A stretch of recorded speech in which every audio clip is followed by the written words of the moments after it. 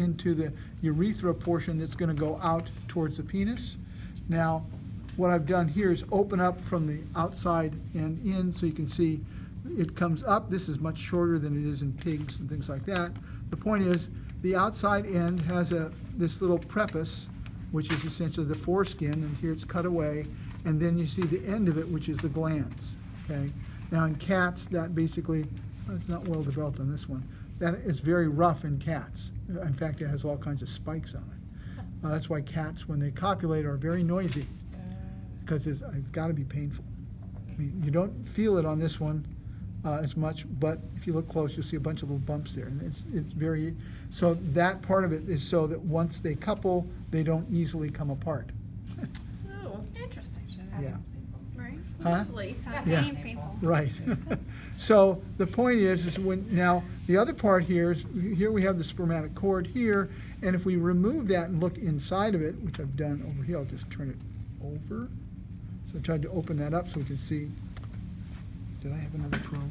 Other side. Oh, there you go. Okay, so now I've removed the outer covering here, and so what you see right here is the testis.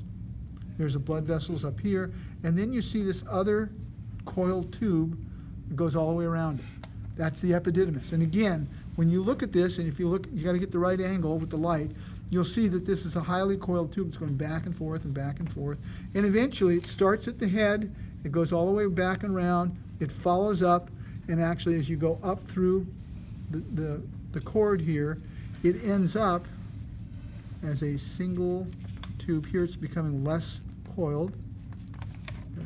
Two hands here.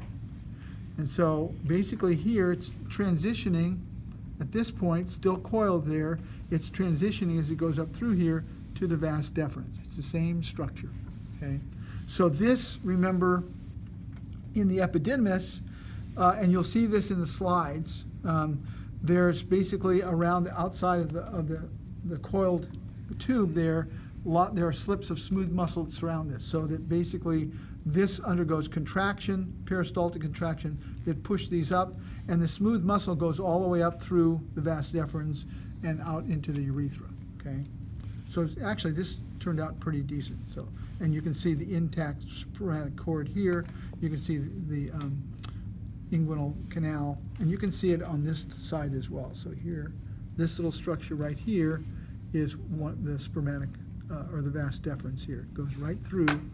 You look at it, here's the wall, and here's the inside, okay?